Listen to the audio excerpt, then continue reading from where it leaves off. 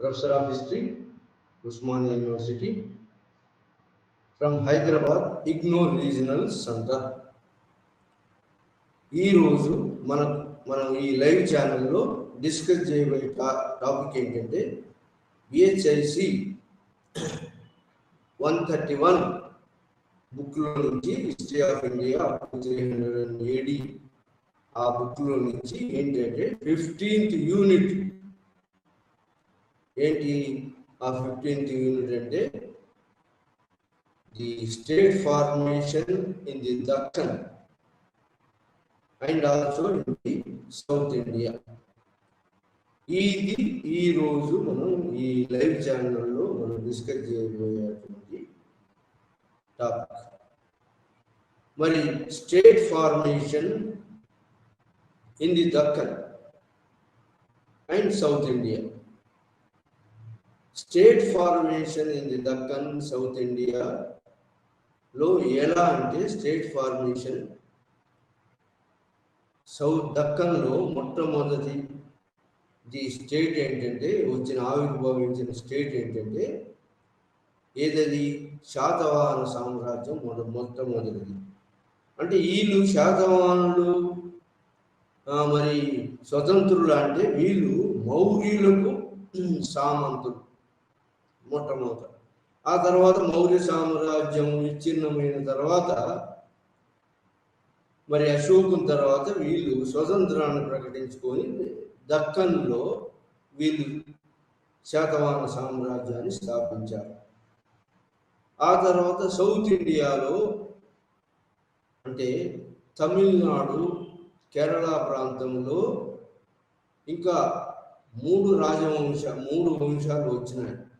అవి ఏంటంటే చోళాస్ తమిళనాడులో, పాండ్యాస్ మదురై నుంచి, కేరళ నుంచి వచ్చినటువంటి ఏంటంటే ఈ కేరళ పుత్రాస్ లేదా చేరాస్ అంటారు వాళ్ళు, చేరాస్. ఈ మూడు కింగ్డమ్ సౌత్ ఇండియాలో వచ్చింది. అయితే వీటి గురించి మనకు ఆధారాలు ఏమిటంటే ముఖ్యంగా శాతవాహనులకు గల ఆధారాలు ఏమిటంటే శాతవాహనుల కాలంలో వచ్చినటువంటి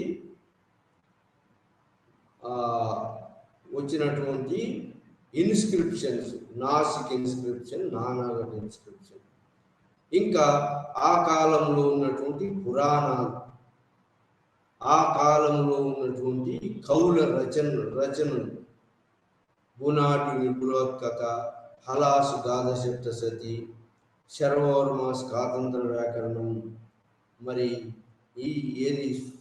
ఇంకా వాత్సాయన కామసూత్రం, మరి వాళ్ళు శాతవాహనులు ఇష్యూ చేసినటువంటి కాయిన్స్, మరి ఇన్స్క్రిప్షన్స్, ఇంకా ఇతర మెటీరియల్ ఏదైతుందో ఇవన్నీ కూడా శాతవాహనులకు సోర్సెస్. మరి తమిళనాడులో, సౌత్ ఇండియాలో ఏం సోర్సెస్ అంటే తమిళనాడులో, సౌత్ ఇండియాలో సోర్సెస్ ఏంటంటే తమిళ్ లాంగ్వేజ్ వచ్చింది. 3 సంగమమ్స్ జరిగినాయి. అంటే పోయిట్స్ 3 కాన్ఫరెన్స్లు పెట్టుకున్నారు. 3 కాన్ఫరెన్స్లో కొంత తమిళ్ లాంగ్వేజీ తొలకపియం, తమిళ్ గ్రామకు శిలపడికరము, తమిళ్ లాంగ్వేజీ వచ్చింది. అవి ఆధారాలు. ఇంకా ఈ 3 సంగమమ్స్, 3 కౌల సంగమమ్స్ పాండ్యన్స్ అక్కడ మదురైలో పెట్టారు. కావేరి పట్టణంలో మదురైలో పెట్టినారు. 3 చోట్ల 3 సంగమం జరిగినాయి. ఏది సౌత్ ఇండియాలో. ఈ సంగమంలో ఏమి వచ్చిందంటే ఈ సంగమంలో అప్పుడు కాల పరిస్థితుల గురించి, సొసైటీ ఎకానమీ గురించి, ప్లస్ అప్పుడున్నటువంటి రాజులు అంటే ట్రైబల్ చీఫ్స్, వాళ్ళు శాతవాహన్ లాగా కింగ్డమ్స్ రాజ్యాన్ని ఏర్పాటు చేయలేదు. వాళ్ళు ట్రైబల్ క్లాన్స్, వాళ్ళు ఎవరు? పాండ్యాసు, చోళాసు, చేరాసు. వీళ్ళ ముగ్గురు మధ్యలో ఉన్నటువంటి కొట్లాటను ఈ క్లాన్స్ ఉంటారు, వీళ్ళు ఏమంటారంటే క్లాన్స్ మధ్యలో ఉన్న కొట్లాటల గురించి తెలుపుతున్నాయి ఆ యొక్క సంఘము లిటరేచర్లో.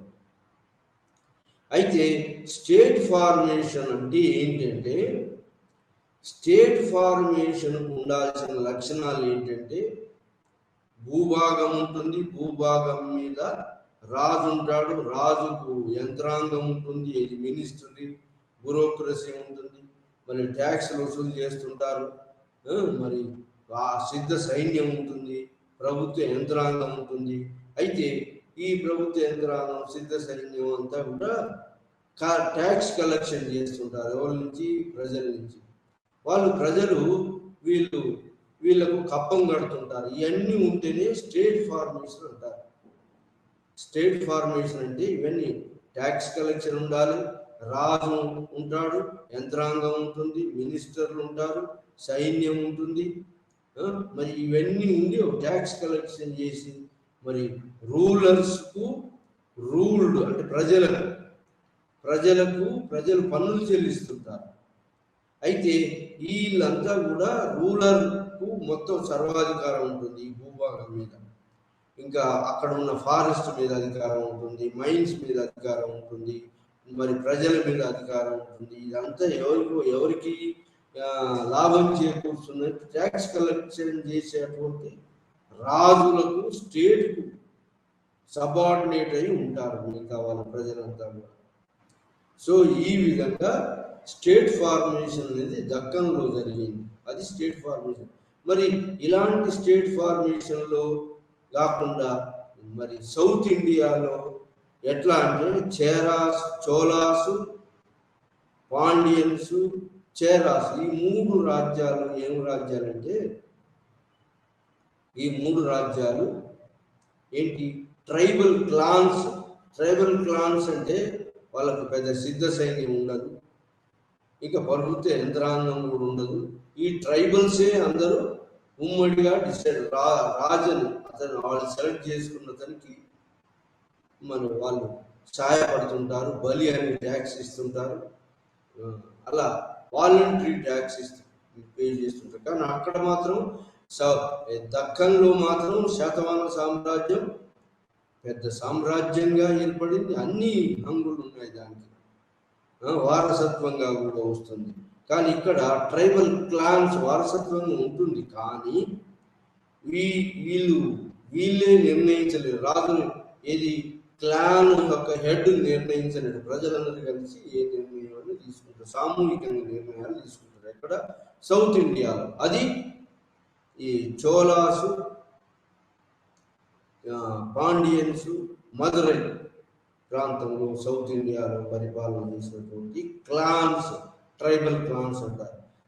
ఇది శాతవాహన స్టేట్కు దీనికి చాలా డిఫరెన్స్ ఉంటుంది. ఎందుకంటే Satavahana state complete developed state, tax collection చేస్తారు, ప్రభుత్వ యంత్రాంగం ఉంటుంది, మరి మినిస్టర్లు ఉంటారు, సైన్యం ఉంటుంది, మరి ఇవన్నీ ఉంటాయి.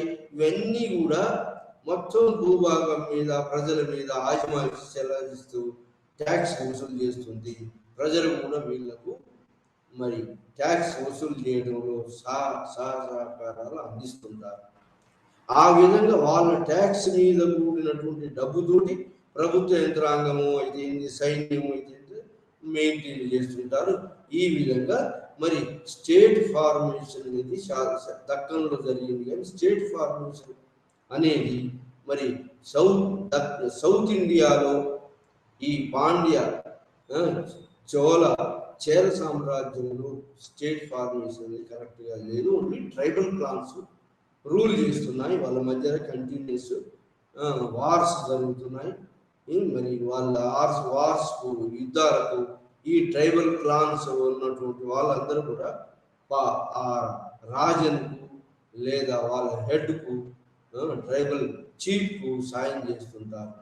ఇది యుద్ధంలో కానీ మరి కాంట్రిబ్యూషన్లో. మరి ఇక్కడ మాత్రం శాతవాహన సామ్రాజ్యంలో మాత్రం స్టేట్కు అనుకూలంగానే మొత్తం ప్రజలు పన్నులు చెల్లిస్తుంటారు, స్టేట్కి అనుకూలంగా మరి మిగతా వాళ్ళు అంతా కూడా స్టేట్కి అనుకూలంగా పరిపాలనకు తోడ్పడుతుంటారు. మిగతా వాళ్ళు ప్రజలు మిగతా వాళ్ళందరూ కూడా సబార్డినేట్గా ఉంటారు.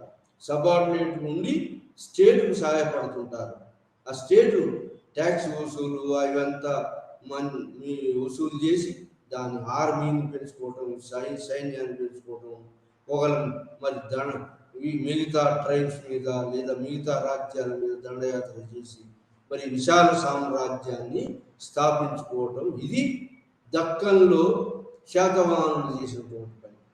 కానీ ఇలాంటిది మరి సౌత్ ఇండియాలో లేదు. సౌత్ ఇండియాలో ఏంటి, తమిళ్ లిటరేచర్ వచ్చింది. దాంట్లో మరి చేరాసు, పాండ్యాసు, మరి ఈ చోలాసు ఎట్లా ఈ ట్రైబల్ చీఫ్డమ్స్ ఎట్లా కొట్లాడుకున్నది, వాళ్ళ మధ్య ఘర్షణ ఎందుకు జరిగింది, ఘర్షణ ఎట్లా జరిగింది అనేది ఈ యొక్క తమిళ్ లిటరేచరు, సంగమం లిటరేచర్ తెలుపుతుంది. ఇది అంటే స్టేట్స్ బాగా ఎదగలేదు ఎక్కడ, సౌత్ ఇండియాలో. కానీ స్టేట్ బాగా ఎదిగింది ఎక్కడ, దక్కన్లో ఉన్నటువంటి శాతవాహన సామ్రాజ్యం బాగా ఎదిగినటువంటి.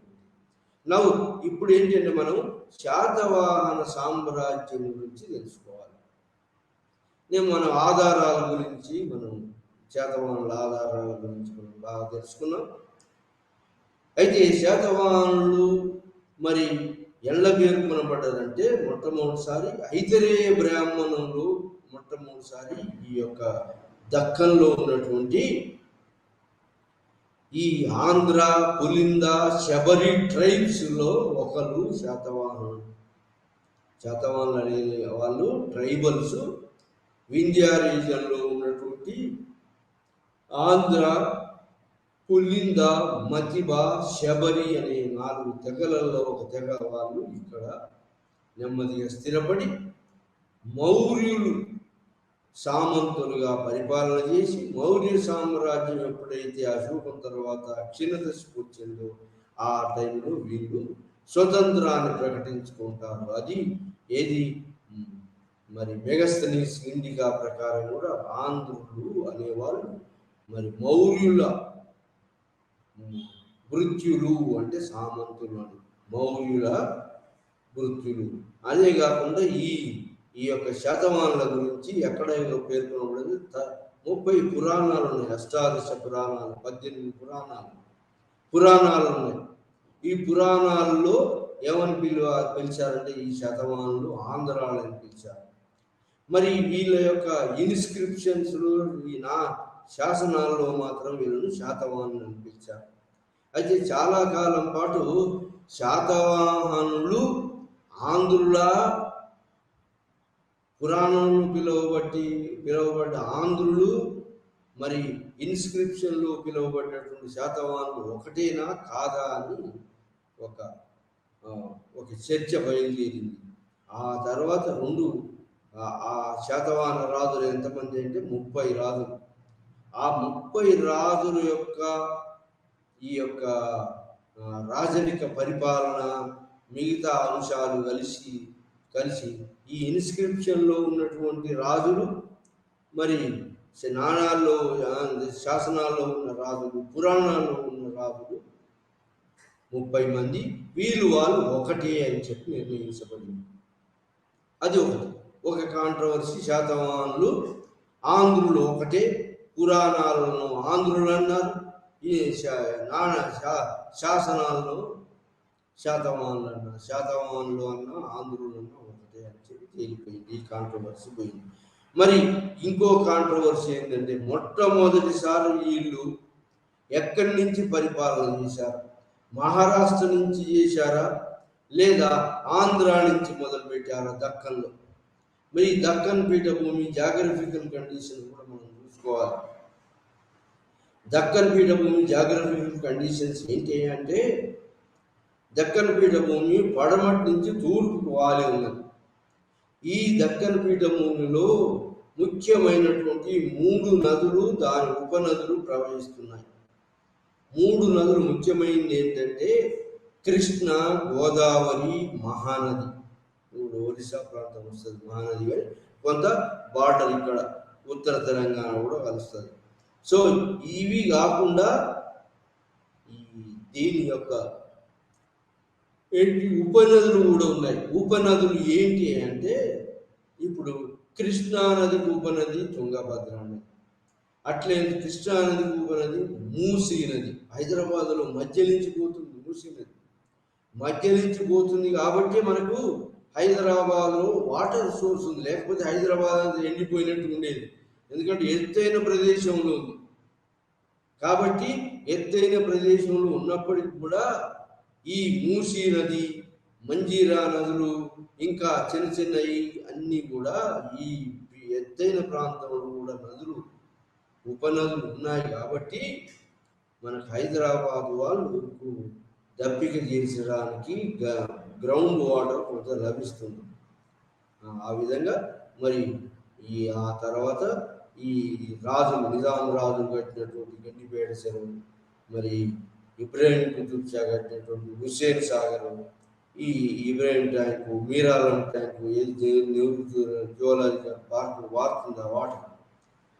సో ఆ విధంగా హిమాయత్ సాగరు, తర్వాత మీరాలం ట్యాంకు, ఇవన్నీ కూడా మరి హైదరాబాదు ప్రాంతంలో మరి నీటి సమృద్ధికి తోడ్పడ్డాయి ఈ ఉపనదులన్నీ.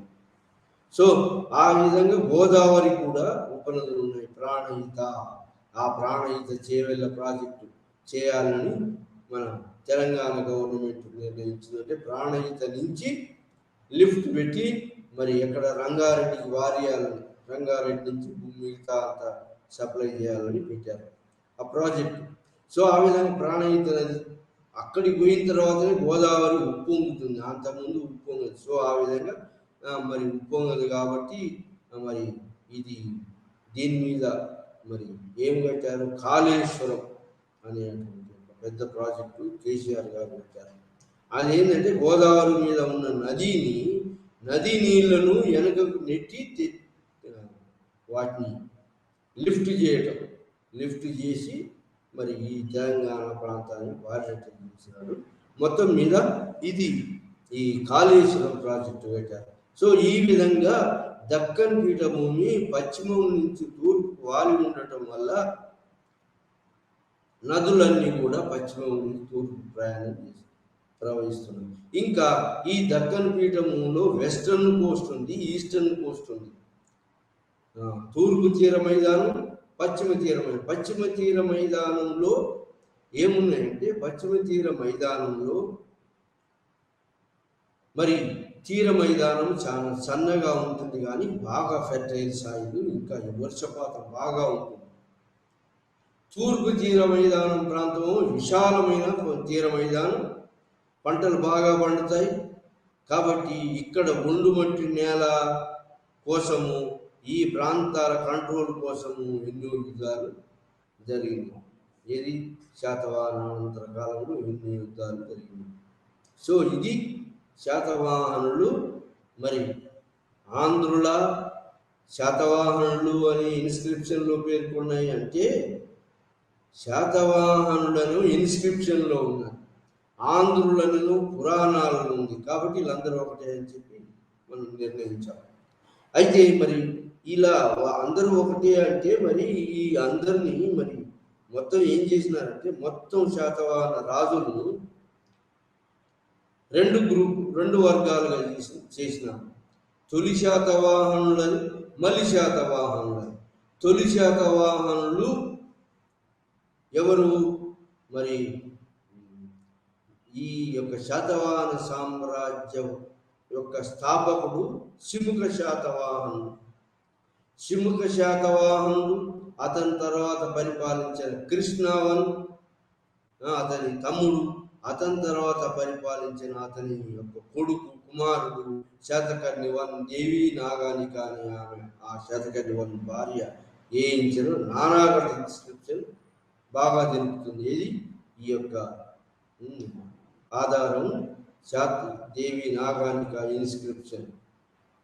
మరి ఆ విధంగా శాతవాహన ఇన్స్క్రిప్షన్స్ ఎక్కువగా నాసిక్లో, నానాగఢ్లో దొరికినాయి. ఎందుకంటే దాంట్లో శాతవాహనులని పేర్కొన్నారు, ఆంధ్రాలని పేర్కొన్నారు. శాతవాహనులని ఎందుకు ఈ మొత్తం వీళ్ళ యొక్క ఇన్స్క్రిప్షన్స్ అన్నీ కూడా ఎక్కువ ఎక్కడ దొరికినాయి అంటే పశ్చిమం ప్రాంతంలో దొరికినాయి. వెస్ట్రన్ కోస్ట్లో, వెస్ట్రన్ ప్రాంతంలో దొరికినాయి. కాబట్టి ఎందుకంటే వెస్ట్రన్ ప్రాంతంలో ఎందుకు దొరికినాయి అంటే దానికి వీళ్ళు ఈ యొక్క ఈ శకులతోటి యుద్ధాలు చేయటం మొదలైంది. శకులు వీళ్ళు శాతవాహనులు కంటిన్యూస్గా యుద్ధాలు చేసినారు. కొన్నిసార్లు శకులు శకశాత్రపాసు ఓడిపోయినారు, కొన్నిసార్లు శాతవాహనులు ఓడిపోయినారు. సో ఈ యొక్క హిస్టరీని, ఈ యొక్క శాతవాహనులు మరి శకుల యొక్క చరిత్రను తెలిపేటువంటి యొక్క ఆధారాలు నాసిక్, నానాఘట్ ఇన్స్క్రిప్షన్స్, ఇంకా వాళ్ళు వేయించిన కాయిన్స్, ఇవి ఏం తెలుపుతున్నాయంటే మనకు మొట్టమొదట వీళ్ళు శకశాత్రపాసు తోటి కాన్ఫ్లిక్ట్ అవుతున్నారు. కాబట్టి ఎందుకు కాన్ఫ్లిక్ట్ వీళ్ళ మధ్యలో అంటే ఓడరేవులు ఉన్నాయి. ఎక్కడ? పశ్చిమ తీర ప్రాంతం, దక్కన్లో పశ్చిమ తీర ప్రాంతంలో ఓడరేవులు ఉన్నాయి. ఆ ఓడరేవులు ఏంటంటే కళ్యాణి అనేది, తర్వాత బరుకచ్చ అనేది, సోపార అనేది, ఆ విధంగా మరి మలబార్ ప్రాంతంలో ఓడరేవులు ఉన్నాయి. ఓడరేవులు అంటే షిప్ యార్డ్స్ ఉన్నాయి, షిప్ సెయిలింగ్ వసతి ఉన్నది. కాబట్టి మరి ఇక్కడ ఈ యొక్క షిప్ సెయిలింగ్ ప్రాంతంలో శాతవాహనుల కైన్స్, శాతవాహనుల యొక్క సామ్రాజ్య ఆనవారులు ఇవన్నీ దొరుకుతున్నాయి. కాబట్టి శాతవాహనులు ఎప్పుడు వీళ్ళతో కాంపిటీషన్గా ఉన్నారు. కాబట్టి శకశాత్రపాసులతోటి ఎక్కువ ఇన్స్క్రిప్షన్స్ మరి పశ్చిమ భాగంలో వచ్చిన శాతవాహనుల ఇన్స్క్రిప్షన్. ఎందుకంటే ఇన్స్క్రిప్షన్ ఎందుకు వేయబడిందంటే ఎక్కువ వీళ్ళు ఎక్కడైతే తగాదా ఉంటుందో ఆ తగాదా కాడనే మనం హద్దురాలు బాగుంటాం. తగాదా లేని కల్లా మనకు హద్దురాలు అవసరం లేదు. కాబట్టి ఈ శాతవాహనులు కూడా వాళ్ళ యొక్క శాసనాలను వాళ్ళు ఇవి గెలిచినాము, అవి గెలిచినాము ఇక్కడ అని హీరోస్ అని మరి వాళ్ళు చెప్పుకోవటం, మరి ఆ ప్రాంతంలో వాళ్ళ రాజ్య విస్తరణ చేసుకోవటం, మరి ఈ యొక్క ఏది ఓడరేవులు వాళ్ళ ఈ శకుల మధ్యలో, శాతవాహనుల మధ్యలో కాంపిటీషన్లో ఓడరేవులు వాళ్ళకు ఆధిపత్యంలో తీసుకురావటం కోసం శాతవాహనులు శకశాత్రపాసు తోటి మరి యుద్ధాలు చేసినారు. కాబట్టి ఈ ప్రాంతాన్ని తమ సార్వభౌమికి తెచ్చుకున్నట్టుగా నానాఘట్ ఇన్స్క్రిప్షన్, నాసిక్ ఇన్స్క్రిప్షన్లో చెప్పబడింది. ఆ విధంగా తొలి శాతవాహనుల్లో మరి శాతకర్ణివన్, శిముకుడు, కృష్ణవన్, ఆ తర్వాత శాతకర్ణివన్, శాతకర్ణి 2, తర్వాత కుంతల శాతకర్ణి, అతని ఆస్థానంలో ఉన్న హలుడు, ఆస్థానంలో ఉన్నటువంటి గుణాటుడు, మరి శర్వవర్మ, ఆ తర్వాత మరి నెక్స్ట్ వచ్చినటువంటి వాడు పులమావి. మరి ఆ అతని పీరియడ్లో మరి ఇది ఈ 13th రూలర్ మరి పులమావి వచ్చినాడు. సో ఆ విధంగా మరి అతను దండయాత్ర చేసి కొంత ఆక్రమించుకున్నాడు, విస్తరింపజేసినాడు. కానీ తర్వాత క్షీణించిపోయింది. ఆ విధంగా ఆ హలుడు, కుంతల శాతకర్ణి తర్వాత వచ్చేవాడు ఎవడే అంటే హలుని తర్వాతనే 13వ రాజు పులమావి వస్తాడు. అది తొలి శాతవాహనుడు అని. మరి తొలి శాతవాహనుడు తర్వాత మలి శాతవాహనుడు అంటే గౌతమి పుత్ర Satakarni 1st century BCలో 1st century ADలో అధికారంలోకి వచ్చినటువంటి 106 నుంచో 103 నుంచో వచ్చి 103, 106 నుంచి వచ్చి ఎప్పటిదాకా పరిపాలించాడంటే ఈ గౌతమి పుత్ర శాతకర్ణి 130 దాకా పరిపాలించాడు. క్రీస్తు పూర్వం 130 దాకా. అంటే ఈ గౌతమి పుత్ర శాతకర్ణికి అంటే వీళ్ళు మలి శాతవాహనులు అంటారు. గౌతమి పుత్ర శాతకర్ణి కానీ మలి శాతవాహనులు, తొలి శాతవాహనులు హలుడు పులమావితో ఎండ్ అయినారు. ఈ కాలంలో ఏమైందంటే ఈ శకశాత్రపుతో యుద్ధాలు జరిగి శకశాత్రపు రాజులు వాళ్ళు గెలిచారు. కాబట్టి ఈ యొక్క దక్కన్ ప్రాంతంలో ఉన్నటువంటి శాతవాహనుల యొక్క భూభాగాలు వాళ్ళు ఆక్రమించుకున్నారు. కానీ ఆ భూభాగాన్ని మళ్ళా శాతవాహనుల కిందికి తెచ్చినటువంటి వాడు ఎవడయ్యా అంటే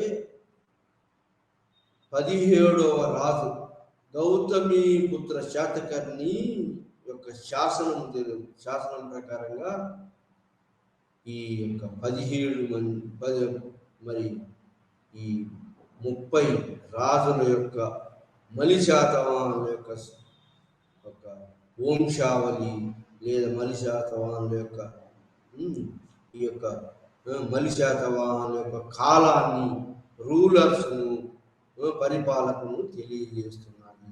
ఇది ఈ యొక్క గౌతమీపుత్ర శాతకర్ణి మలి శాతవాహను, తొలి శాతవాహనుడు కాదు, మలి శాతవాహనుడు. ఆ విధంగా మరి శాతవాహనులు మొట్టమొదట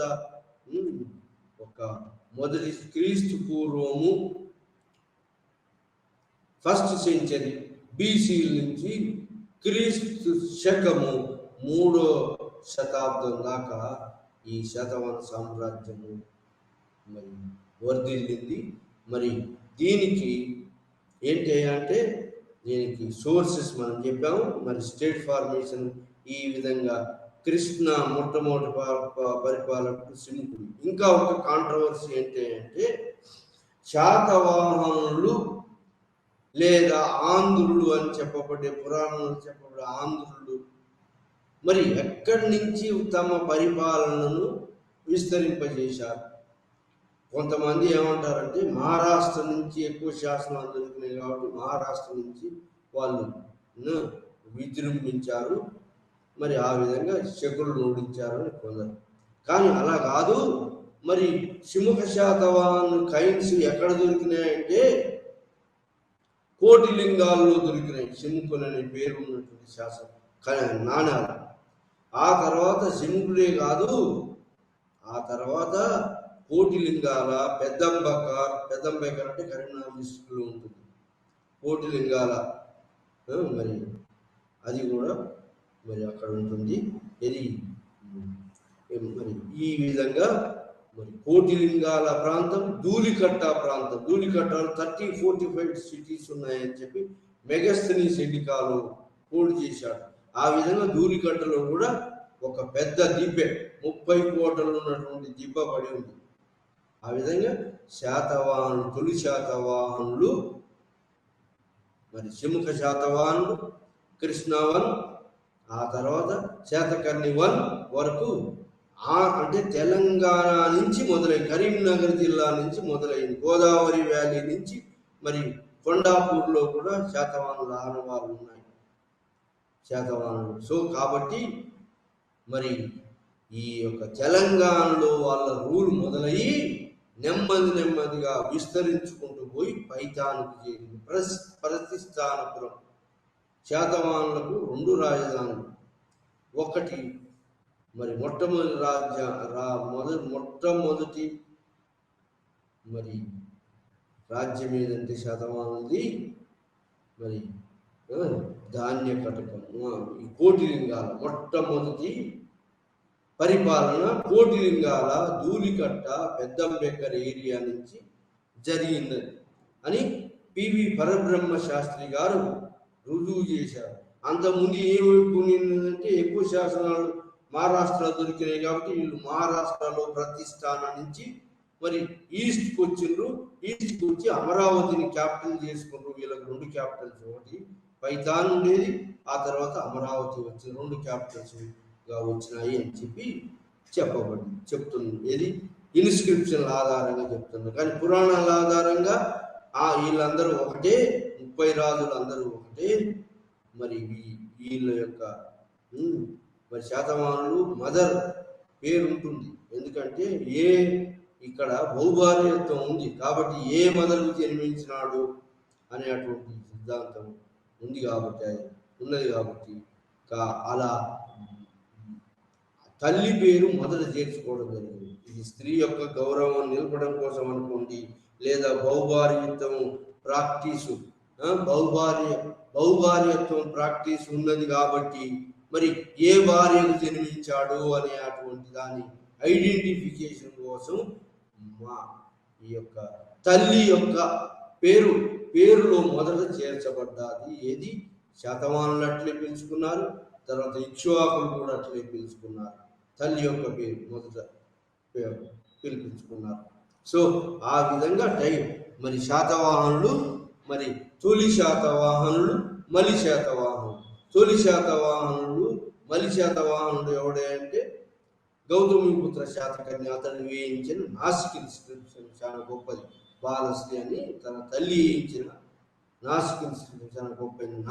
తర్వాత తొలి శాతవాహనంలో ముఖ్యమైనటువంటి ఇన్స్క్రిప్షన్ నానాఘట్ ఇన్స్క్రిప్షన్. దేవి నాగానిక అనే ఆమె శాతకర్ణి యొక్క మొదటి శాతకర్ణి యొక్క భార్య దేవి నాగానిక వేయించిన నానాఘట్ శాసనం ప్రకారంగా అప్పుడున్న రాజుల పేరు, ఏ భూభాగాన్ని పరిపాలించాడు అదంతా కూడా మనకు ఈ నానాఘట్ ఇన్స్క్రిప్షన్ నుంచి మనకు తెలుస్తుంది. అది ఈ యొక్క దేవి నాగానిక వేయించిన దాని ప్రకారంగా ఆ సమకాలీన చరిత్ర, మరి వాళ్ళ కాన్ఫ్లిక్ట్స్ అని తెలిసింది. ఆ తర్వాత మనం చూడాల్సింది ఏంటంటే శాతవాహనుల కాలంలో ఆ విధంగా కోటి లింగాల మరి ఈ పెద్దంబాక గోలికట్ట నుంచి నెమ్మదిగా వాళ్ళు పశ్చిమంగా ప్రతిష్టానం వరకు పోయినారు. ఆ ప్రతిష్టానం నుంచి నెమ్మదిగా మళ్ళా ఈ గౌతమిపుత్ర శాతకర్ణి తర్వాత వచ్చిన రాజుల కాలంలో, యజ్ఞేశ్వర శాతకర్ణి కాలంలో మరి ఈ యొక్క తూర్పు ప్రాంతంలో ఉన్నటువంటి ప్రాంతాలను చేరుకున్నారని చెప్పబడుతుంది. సో ఈ యొక్క శాసనాలు మొత్తం మీద పివి పరబ్రహ్మ శాస్త్రి గారు మరి కోటి లింగాల మొట్టమొదటి రాజధాని శాతవాహనులకు ఈ మహారాష్ట్ర ప్రాంతం కాదు, ఆంధ్ర ప్రాంతం. ఆంధ్ర ప్రాంతం, మహారాష్ట్ర ప్రాంతంలో కోటి లింగాల కరీంనగర్ జిల్లాలో గోదావరి వ్యాలీలో ఉన్నటువంటి ఆనవాళ్ళను బట్టి, మరి శాతవాహనుల కొండాపూర్లో దొరికినటువంటి ఆధారాలను బట్టి శాతవాహనులు మొదటి ఇక్కడ పరిపాలన చేశారు. ఆ తర్వాత ప్రతిష్టానికి విస్తరించారు పైతానికి. ఆ తర్వాత మళ్ళా యజ్ఞేశ్వర శాతకర్ణి పీరియడ్లో మళ్ళీ ఆంధ్ర వైపు వచ్చారు. ఆంధ్ర వచ్చి అమరావతిలో దాన్ని రాజధాని కట్టుకున్నారు. సో ఆ విధంగా అమరావతి, పైతాన్ రెండు రాజధానులుగా శాతవాహనులు పరిపాలించారు. ఎవరు? తొలి శాతవాహనులు, మలి శాతవాహనులు రెండు ప్రాంతాలను వాళ్ళ గుప్పిట్లో పరిపాలించారు. చాలా రోజులు, 300 క్రీస్తు 400 సంవత్సరాల దగ్గర మరి పరిపాలించారు ఎవరు? శాతవాహనులు. సో ఈ విధంగా మరి శాతవాహనులు, తొలి శాతవాహనులలో గొప్పవాడు శాతకర్ణి 1, నానాఘట్ ఇన్స్క్రిప్షన్, మహారథి త్రాంకియారు యొక్క కూతురు. మరి ఇక్కడ ఏమంటారంటే ఈ సామంతరాజులు మహారథులు, మహాభోజులు. భోజులు అంటే ఆంధ్ర ప్రాంతంలో ఉన్న వాళ్ళని సామంతరాజు మహాభోజులు అంటారు. మరి మహారాష్ట్ర ప్రాంతంలో ఉన్న వాళ్ళను ఏమంటారంటే మహారథులు అంటారు.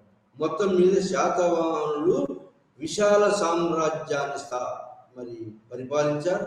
దాంట్లో ఎంటైర్ దక్కన్ ఉంది. దాదాపుగా దక్కన్లో ఉన్నటువంటి ఆంధ్ర ప్రాంతం, కోస్టలాంధ్ర ప్రాంతం, తర్వాత మహారాష్ట్ర ప్రాంతం, మరి ఈ యొక్క మొత్తం మీద మరి అన్ని వాటిల్లో వీళ్ళ యొక్క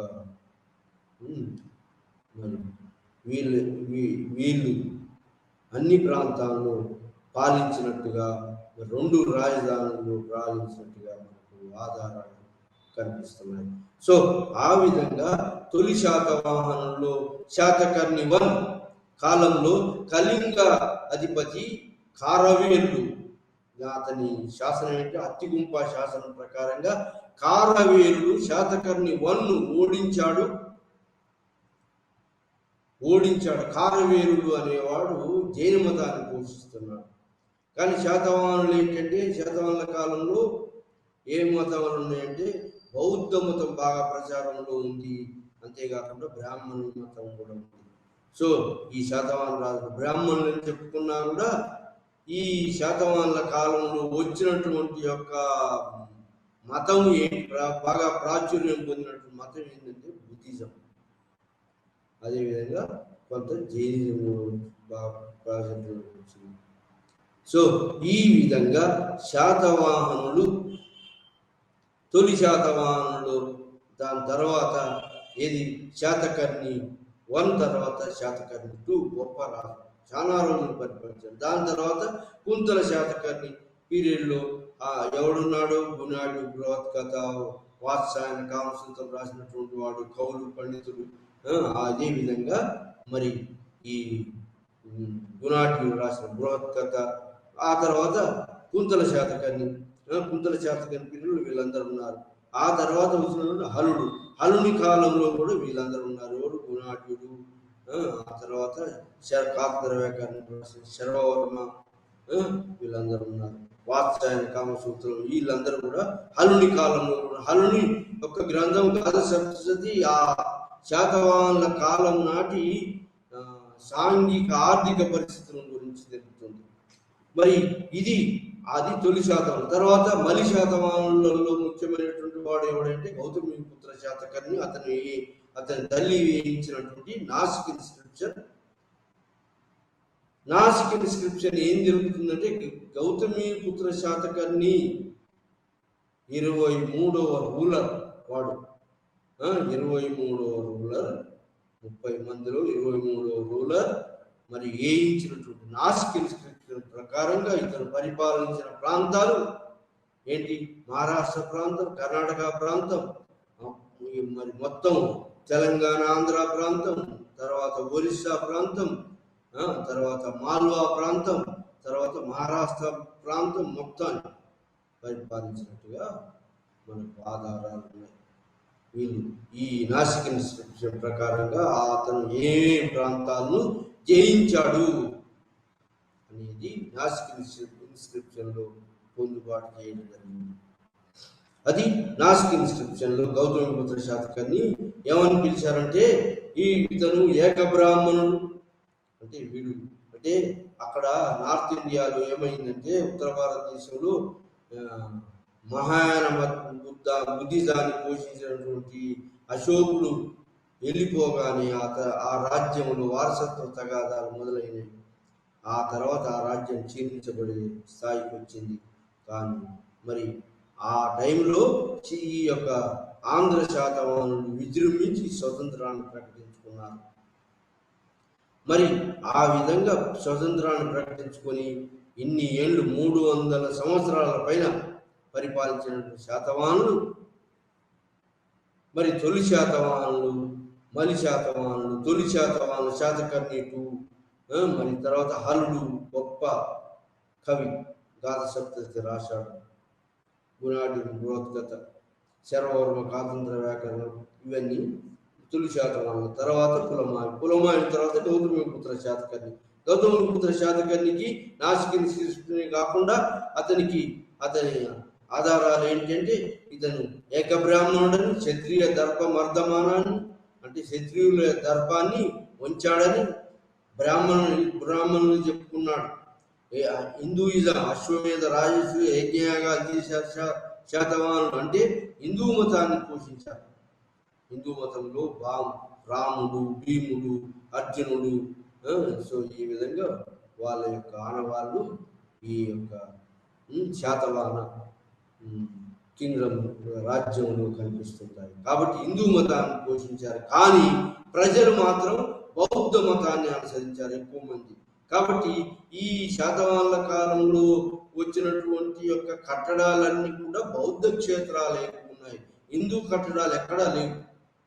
ఆ విధంగా గౌతమిపుత్ర శాతకర్ణి యొక్క ప్రాంతాలు ఏ ప్రాంతాన్ని పరిపాలించే, బే ఆఫ్ బెంగాల్ నుంచి అరేబియా సముద్రం, ఆ తర్వాత ఇండియన్ ఓషన్ దాకా ఇతని సామ్రాజ్యాన్ని విస్తరించిందని, ఇతని యొక్క బిరుదు ఏంటంటే ఇతని యొక్క గుర్రాలు 3 సముద్రాలలో, అరేబియా సముద్రంలో, బే ఆఫ్ బెంగాల్లో, హిందూ సముద్రంలో 3 సముద్రాల్లో నీళ్లు తాగినేని అందరూ సామ్రాజ్యాన్ని విస్తరించిందని త్రిసముద్ర తోయా పీతావాహన అని బిరుదు కూడా ఉంది. ఏకబ్రాహ్మణ అని బిరుదుంది. వర్ణ సంక్రమణ కావద్దని బిరుదుంది. కానీ ఇతడు ఎవడు? గౌతమిపుత్ర శాతకర్ణి నాహపాహన మీద గెలిచి మరి శాతవాహనుల యొక్క వైభోగాన్ని, అంటే గ్లోరీని మళ్ళా రెస్టోర్ చేసినాడు. ఆ విధంగా నాహపాహన సిల్వర్ కైన్స్ మీద అతని ప్రతిమలు వేయించాడు. ఎవరు? గౌతమిపుత్ర శాతకర్ణి. ఆ విధంగా గౌతమిపుత్ర శాతకర్ణి శాతవాహన రాజులందరిలో గొప్పవాడు. మరి అతను శాతవాహనుల యొక్క ఉచ్చ స్థితిని మళ్ళా పునర్నిర్మించినటువంటి వాడు అని చెప్పి గౌతమిపుత్ర శాతకర్ణికి ఏకబ్రాహ్మణ వర్ణ సంకరమణ కావద్దని, తర్వాత త్రిసముద్ర తోయా పీతావాహన క్షత్రియ దర్భమతమాన ఇవన్నీ బిరుదులు ఉన్నాయి. ఆ విధంగా గౌతమిపుత్ర శాతకర్ణి అయినప్పటికీ మరి తర్వాత రుద్రదామం చేతిలో ఓడిపోతాడు.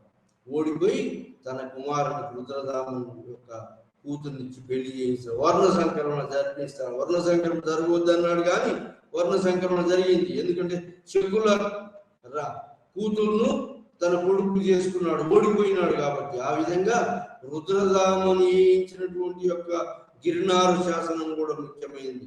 గిర్నారు శాసనం ఏంటంటే అక్కడ ఒక అశోకుని కాలంలో, చంద్రగుప్త మౌర్యుని కాలంలో మరి వేయించిన తటాకం, పెద్ద చెరువు ట్యాంకు సుదర్శన లేక్ ఉండేదని, దాన్ని మొదట చంద్రగుప్త మౌర్యుడు కట్టించాడని, తర్వాత అశోకుని కాలంలో దాన్ని రిపేర్ చేశాడని, ఇది కట్టించినటువంటి వాడు పుష్యగుప్తుడని ఈ గుజరాత్ రాష్ట్రంలో ఉన్నటువంటి యొక్క ఆ గుజరాత్ ప్రాంతంలో పరిపాలించేటువంటి సామంతరాజు యొక్క ఆజిమాయిష్ తోటి, ఇన్వెస్ట్మెంట్ తోటి లేదా ఆజిమాయిష్ తోటి అతని యొక్క ఆర్డర్ ప్రకారంగా ఈ యొక్క సుదర్శన లేకు రుద్రదామన్ కాలంలో కూడా రిపేర్ చేయబడ్డది. పెద్ద సరస్సు, పెద్ద ట్యాంకు అని చెప్పబడింది. కాబట్టి ఈ యొక్క ఆ తర్వాత రుద్రదామని కూతురుని చేసుకుంటాడు. ఎవరు? గౌతమిపుత్ర శాతకర్ణి కొడుకు. ఆ తర్వాత వచ్చినటువంటి వాడు పెద్ద కొడుకు రాజ్యానికి వస్తాడు. ఆ తర్వాత వాసిష్ఠి పుత్ర కులమావి రాజ్యానికి వస్తాడు. ఆ తర్వాత ఈ మలి శాతవాహనంలో గొప్పవాడు అంటే యజ్ఞశ్రీ శాతకర్ణి. యజ్ఞశ్రీ శాతకర్ణి నాణాల మీద బోట్ రిప్రజెంటేషన్, అంటే షిప్ రిప్రజెంటేషన్ ఉంటుంది. అంటే ఓడ రిప్రజెంటేషన్ ఉంది కాబట్టి షిప్ సెయిలింగ్ కూడా ఈ కాలంలో వచ్చింది, బాగా ప్రచారం. ఎందుకంటే విండ్ ఫ్లో ఎట్నుంచి పవనాలు వీస్తున్నాయి. ఆ పవనాలు వీసే దాన్ని బట్టి చెరచాపను పెట్టి, మరి ఈ తెడ్డు ఉంటుంది కదా, దాని ఓడను గదిలించే తెడ్డుతోటి మరి ఎటు గాలి వీస్తుందో అటు పోవటం నేర్చుకున్నారు. ఎవరు? శాతవాహన కాలంలో ఉన్నటువంటి ఈ సీ ట్రేడర్స్ లేదా మర్చెంట్స్. సో ఆ విధంగా మరి ఈ షిప్ కన్వీనియన్స్, ట్రాన్స్పోర్ట్ కన్వీనియన్స్ ఉంది, బులక్ కార్ట్ ట్రాన్స్పోర్ట్ కన్వీనియన్స్ ఉంది, ఎనిమల్ ట్రాన్స్పోర్ట్ కన్వీనియన్స్ ఉంది. సో ఆ విధంగా మరి షిప్ రిప్రజెంటేషన్ యజ్ఞ శాతకర్ణి నాణాల మీద ఉన్నారు. ఆ విధంగా మరి శాతవాహనులు యజ్ఞ శాతకర్ణి కాలంలో ఆచార్య నాగార్జునుడు మాధ్యమిక ఫిలాసఫర్, మహాయాన బుద్ధిజంను ఎంకరేజ్ చేసేటువంటి యొక్క వాడు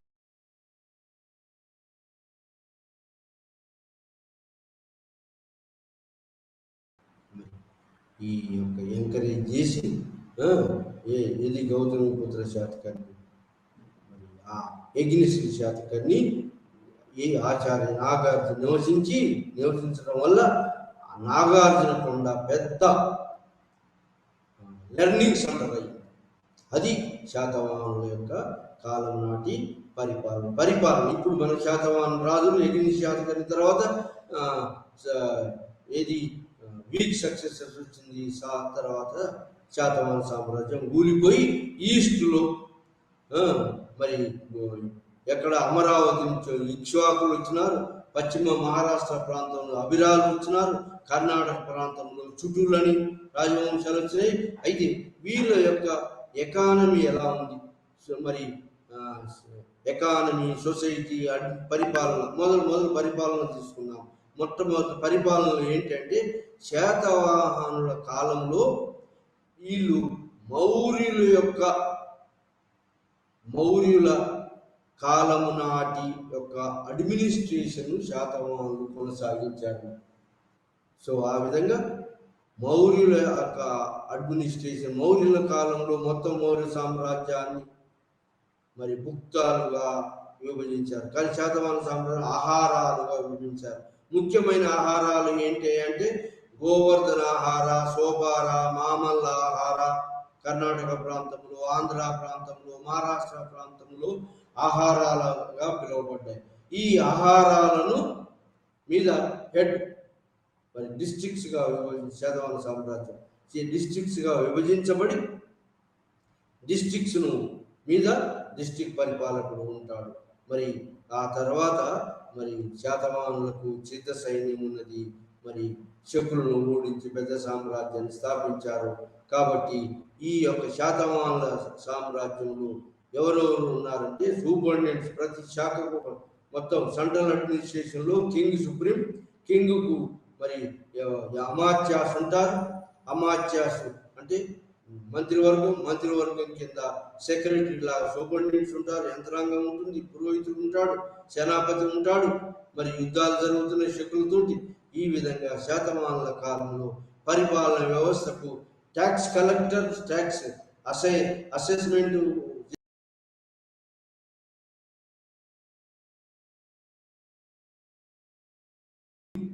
పోకడ రాకడ చూసేవాడు రెవెన్యూ మినిస్టర్ కూడా ఉన్నాడు. సో ఆ విధంగా ట్యాక్స్ కలెక్షన్, ట్యాక్స్ నిర్ణయించేవాడు, ట్యాక్స్ కలెక్షన్ చేసేవాడు. సో ఈ విధంగా అధికారం. తర్వాత బాండారి కోశాగారాన్ని మెయింటైన్ చేసే మరి శాతవాహనులు వాళ్ళ సొంత కుటుంబాన్ని గడవడానికి శాతవాహనులు కొంత భూభాగాన్ని తమ కింద ఉండేది. కొంత భూభాగ పరిపాలనలో మొత్తం శాతవాహనులు ఆహారాలు విభజించారు. రాష్ట్రాల ఆహారాలు ఉన్నారు. ఆహార హెడ్ ఉంటాడు. ఆ తర్వాత ఆహార తర్వాత విషయ తర్వాత గ్రామం, విషయ హెడ్, గ్రామంలో విలేజ్ హెడ్ కారణం. మరి ట్యాక్స్ కలెక్షన్కు వాడు ముఖ్యమైనటువంటి వాడు. తలారీలు, శిక్షిందులు, ఇలాంటి పరిపాలన లోకల్ అడ్మినిస్ట్రేషన్ కూడా ఉంది. మరి ఇలాంటి అడ్మినిస్ట్రేషన్లో మరి సర్వాధికారి ఎవరంటే రాజు. సిద్ధ సైన్యాన్ని మరి పోషించాడు. టెరిటోరియల్ పెద్ద వీళ్ళు ఏం చేసినారు? రాజసూయ యజ్ఞం, మరి వాజపేయి యజ్ఞం, మరి యజ్ఞయాగాలు చేసి బ్రాహ్మణ మతాన్ని ఆచరించినప్పటికీ ప్రజలు మాత్రం బుద్ధిజాన్ని పోషించారు. ఎందుకంటే అప్పుడే బుద్ధిజం నుంచి బ్రాహ్మణ మతానికి ప్రజలు టర్న్ కాలేదు. రాజులు ఇది శృంగవంశం, కాన్వాయన వంశం నార్త్లో వచ్చింది కాబట్టి శాతవాహనులు కూడా బ్రాహ్మణ మతాన్ని, ట్రైబల్స్ అయినప్పటికీ కూడా మేము బ్రాహ్మణులు అని చెప్పుకున్నారు, బ్రహ్మక్షత్రియులు అని చెప్పుకున్నారు. కానీ ఇక ప్రజలు మాత్రం మారకుండా బుద్ధిజాన్ని పోషించి బుద్ధిస్ట్ కట్టడాలు ఎక్కడ ట్రేడ్ రూట్స్లలో అంతటా కూడా మరి మర్చెంట్స్ ప్రయాణం చేసే ట్రేడ్ రూట్స్లలో అంతా కూడా బుద్ధిస్ట్ కట్టడాలు వచ్చినాయి. ఎక్కడ శాతవాహనం ఎక్కడెక్కడ వచ్చినాయి అంటే నాగార్జున కొండలో వచ్చినాయి శాతవాహనుల కాలంలో. తర్వాత పనిగిరిలో వచ్చినాయి, ఖమ్మంలో వచ్చిన, నేలకొండపల్లిలో వచ్చినాయి, కొండాపూర్లో వచ్చినాయి. మరి కోటిలింగాల, దూరికట్ట, ఈ అన్ని ప్రాంతాల్లో ఈ ప్రాంతాల్లో మరి వాళ్ళ కట్టడాలు, మరి బుద్ధిస్ట్ కట్టడాలు కూడా వచ్చినాయి. సో ఆ విధంగా బుద్ధిజం ప్రామినెంట్ రిలీజన్ శాతవాహనుల కాలంలో. సో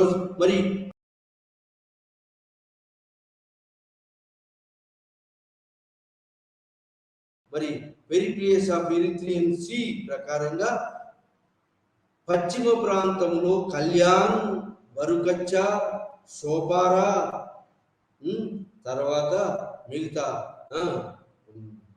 మిగతా పశ్చిమ ప్రాంతంలో అనేక ఓడరేవులు ఉన్నాయి. ఓడరేవులు ఇంటర్నల్ ఏరియాలో ఉన్నటువంటి భూభాగంలో నుంచి వచ్చినటువంటి వస్తువులన్నింటిని కూడా పశ్చిమ ప్రాంతంలో ఓడరేవులు కళ్యాణి, సోపార, బరుకచ్చ, ఆ తర్వాత ఈ మిగతా మరి పశ్చిమ ప్రాంతంలో కోరమండల్ కోస్టులు, మరి కొంకన్ కోస్టులో ఉన్నటువంటి ముజరీస్, మరి ఇలా రేవు పట్టణాల ద్వారా ఈ ఈస్ట్ ప్రాంతం నుంచి దక్కన్ ప్రాంతం నుంచి వచ్చినటువంటి గూడ్స్ అన్నింటినీ ఎగుమతులు చేసేవాళ్ళు. ముఖ్యంగా ఎగుమతులలో మనది ఎక్కువగా ఏంటంటే కాటన్, ఎక్కువగా శాతమానాలు కాటన్, తర్వాత మరి ఫుడ్ గ్రెయిన్స్, మరి దిగుమతులలో ఏంటంటే వైన్, మరి ఆ విధంగా లెస్ ఇంపార్టెంట్ శాతమానాల కైన్స్ ఏంటంటే లెడ్ కైన్స్ ఇష్యూ చేశారు. తర్వాత పోషన్ కైన్స్, తర్వాత సిల్వర్ కైన్స్, ఈ 3 కైన్స్ సర్క్యులేషన్ ఉండి మరి వీళ్ళ కైన్స్ మీద ఒక ఏజెన్సీ జాతకని కైన్స్ మీద షిప్ రిప్రజెంటేషన్ ఉంది కాబట్టి బులకార్డ్తో పాటు ఓడ ప్రయాణం కూడా చేశారు. వర్తక వ్యాపారం ఓడరేవు జరిగింది. ఎందుకు ఓడరేవుతో తక్కువ ఖర్చు వస్తుంది. సో కాబట్టి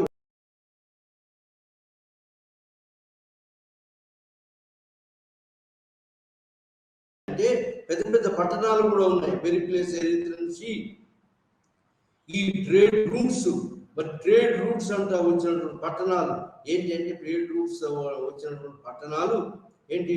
నాసిక్, పెద్ద నాసిక్ ఇన్స్క్రిప్షన్ చేసినటువంటి పట్టణం, కార్లే, చైత్య, ఆ తర్వాత బౌద్ధ స్తూపాలు, విహారాలు, అమరావతి స్తూపం, ధాన్య కటకం, ఆ తర్వాత పైథాన్, ఆ తర్వాత టెరి అనే ప్రాంతం మహారాష్ట్ర ప్రాంతం ఉంటుంది, కొల్హాపూర్ ప్రాంతంలో ఉంటుంది. అక్కడ బాగా బట్టలు కాటన్ బాగా పండుతుంది, ఎందుకంటే స్పిండిల్స్, ఓరల్స్ అన్ని బయటపడ్డాయి కాబట్టి టెరి అనే ప్రాంతం, పైథాన్ అనే ప్రాంతం, తర్వాత మరి ధాన్య కటకం అనే ప్రాంతం, మరి ఆ తర్వాత ఉన్నటువంటి ఏంటంటే నాగార్జునకొండ ప్రాంతం, పెద్ద పెద్ద పట్టణాలు వెలిసినాయి. ఆ తర్వాత ఉన్నటువంటి ప్రాంతం ఏంటి అంటే ఈ యొక్క దక్కన్లో ఉన్నటువంటి ప్రాంతం కార్లే, కనిహిరి అనే ప్రాంతాలు కూడా మరి వీళ్ళ యొక్క ఇన్స్క్రిప్షన్స్, మరి వీళ్ళ యొక్క ఓడర్ ఈ యొక్క ట్రేడ్ రూట్స్ కలుపుతూ ఇంటర్నల్ ట్రేడ్ రూట్స్ మరి ఎక్కడి నుంచి ఉజ్జయిని నుంచి పాటలీపుత్రం నుంచి ఉజ్జయిని నుంచి మరి సౌత్ ఇండియా ఉజ్జయిని నుంచి ప్రతిష్టాన లేదా ధాన్య కట్టడం దాకా ఈ వర్తక వ్యాపారం జరిగేది. సెటిల్మెంట్స్, ఇన్లాండ్ సెటిల్మెంట్స్, ఇవి ఇన్లాండ్ వెస్టర్న్ కోస్ట్లో ఉన్నాయి, ఈస్టర్న్ కోస్ట్లో కూడా ఓడరేవులు ఉన్నాయి. ఈస్టర్న్ కోస్ట్లో ఓడరేవులతో సౌత్ ఈస్ట్ ఏషియాతో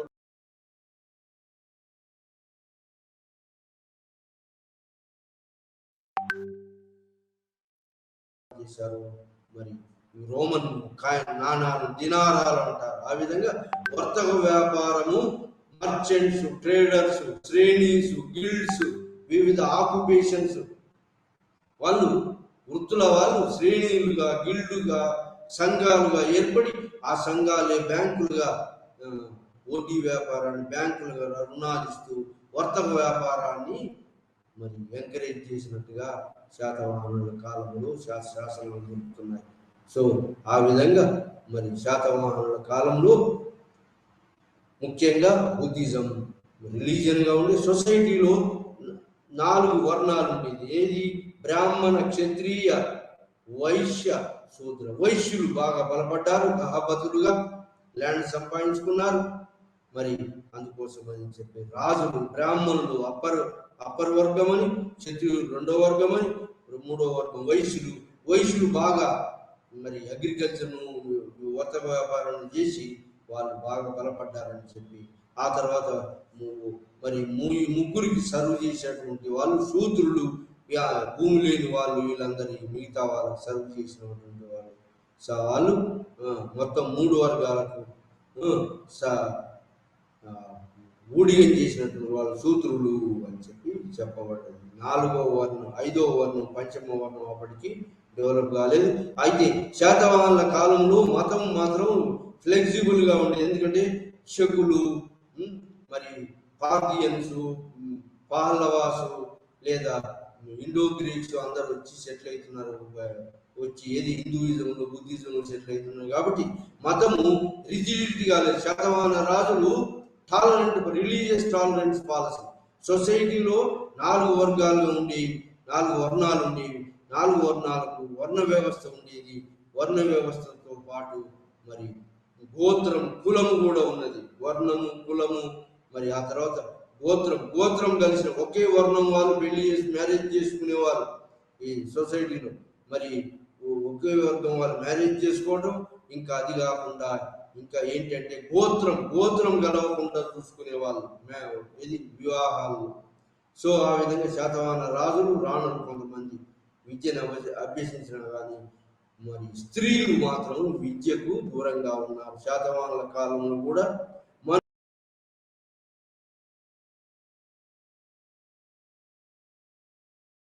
ఉమెన్ మరి చిన్నప్పుడు ఫాదర్ రక్షణలో, పెద్ద అయిన తర్వాత హస్బెండ్ రక్షణలో, మరి వృద్ధాప్యంలో కుమార్ రక్షణలో ఉన్నట్టుగా స్త్రీ పొజిషన్ తక్కువ చేయబడింది. అడ్మినిస్ట్రేషన్, పరిపాలన మౌర్యుల పరిపాలనలాగా ఎట్లాంటి అంటే ఈ మొత్తం కొంత భాగము శాతవాహన రాజుల కింద ఉండేది, మొత్తం డైరెక్ట్ అడ్మినిస్ట్రేషన్. కొంత భాగము మహారథులు, మహాభోజుల సామంతుల కింద ఉండేది. కొంతమందిను ఆర్మీ జనరల్స్కి ఇచ్చినారు. కొన్ని భూభాగాలు దూరంగా ఉండి తిరుగుబాటు జరిగేటువంటి. కాబట్టి వీళ్ళ అడ్మినిస్ట్రేషన్ ఏంటంటే ఈ శాతవాహనుల అడ్మినిస్ట్రేషన్ మౌర్యుల లాగా డైరెక్ట్ అడ్మినిస్ట్రేషన్ ఉంది, సెంట్రలైజ్డ్ అడ్మినిస్ట్రేషన్ ఉంది, ఫ్యూడలైజ్డ్ భూస్వామ్య వ్యవస్థ లాంటి అడ్మినిస్ట్రేషన్. భూస్వామ్యం, మహారథులు, మహాభోజులు, సామంతుల రాజులు. అంటే ఫ్యూడల్ అడ్మినిస్ట్రేషన్ ఉంది, మిలిటరైజ్డ్ అడ్మినిస్ట్రేషన్ సిస్టమ్ ఉంది. Economy, prosperous economy, trade and commerce, Periplus, Erythraean Sea, internal towns గురించి, ఇంటర్నల్ ట్రేడ్ రూట్స్ గురించి, తర్వాత వెస్టర్న్ కోస్ట్, ఈస్టర్న్ కోస్ట్ల యొక్క ఓడరేవుల గురించి, వర్తక వ్యాపారాల గురించి ఈ టాలమీ జాగ్రఫీ, పెరిప్లేస్, పెరిథ్రియన్సీ 2 కూడా తెలుపుతున్నాయి. అయితే ఈ శాతవాహనుల కాలంలో మరి మతము ఏంటి అంటే బుద్ధిజం, బుద్ధిస్ట్ కట్టడాలు ఎక్కువ వచ్చినాయి. మరి ఇలాంటి secular administration, secular religious tolerance policy follow అయ్యి మరి అన్ని మతాలను సమానంగా గౌరవించారు. కానీ శాతవాహనుల కాలంలో ల్యాండ్ గ్రాండ్ సిస్టమ్ రాలేదు, గ్రాంటింగ్ సిస్టమ్. భూకమతాలు ఈ ఫ్యూడలైజ్డ్ అడ్మినిస్ట్రేషన్ ఉంది, కానీ మరి ఈ ల్యాండ్ రాజులు డైరెక్ట్గా land granting system only Buddhist మాంగ్స్కు, బ్రాహ్మణ్స్కు మాత్రమే ఇచ్చారు. బ్యూరోక్రసీకి, అడ్మినిస్ట్రేటర్లకు మరి భూకమతాలను ఖర్చుల కోసం భూకమతాలు ఇచ్చే పద్ధతి రాలేదు. ఏది శాతవాహనుల కాలం. ఆ తర్వాత వచ్చింది. కానీ శాతవాహనుల కాలంలో రాజభాష ఏంటంటే ప్రాకృతం రాజభాష. ప్రాకృత భాషలో హలుడు గాథ సప్తతి రాశాడు. గుణాటుడు పైశాసి ప్రాకృతంలో బృహత్కథను రాశాడు. శర్వవర్మ కాతంత్ర వ్యాకరణాన్ని మరి సాంస్క్రిట్లు రాశాడు. మరి అదేవిధంగా ఆచార్య నాగార్జున కూడా అతని గ్రంథాలు సాంస్క్రిట్లో రాయబడ్డాయి. ఆ విధంగా ప్రాకృత భాష అయినప్పటికీ సాంస్క్రిట్లో టర్న్ ఉన్నట్టుగా మనకు శాతవాహనుల కాలం యొక్క పరిపాలన అవశేషాలను బట్టి తెలుస్తుంది. సో ఈ విధంగా శాతవాహన సామ్రాజ్యం మరి దక్కన్లో మొత్తం మీద సువిశాల ప్రాంతాన్ని, ఏది ఒరిస్సా ప్రాంతాన్ని, కొంత మొత్తం తెలంగాణ, ఆంధ్ర ప్రాంతం, కర్ణాటక ప్రాంతం, మహారాష్ట్ర ప్రాంతం, మాల్వా ప్రాంతం, గుజరాత్ ప్రాంతం,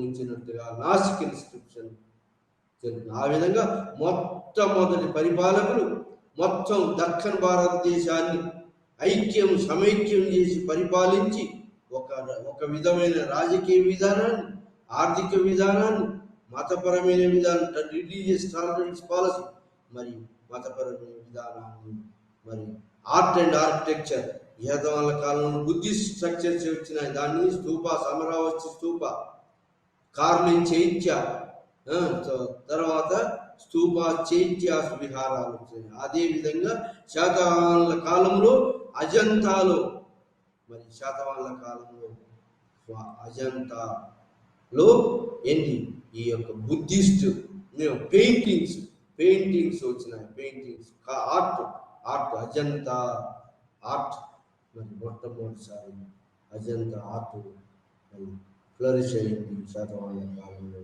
సో ఈ విధంగా శాతవాహనుల గురించి మనం మొత్తం కంప్లీట్గా తెలుసుకున్నాం. దక్కను పరిపాలన, ఆ తర్వాత తమిళనాడు తమిళహం దాంట్లో గురించి కూడా మనం చేర, చోళ, పాండ్య వాళ్ళ సామ్రాజ్యాలు, వాళ్ళ మధ్యలో కాన్ఫ్లిక్ట్, ట్రైబల్ కాన్ఫ్లిక్ట్ గురించి ఈరోజు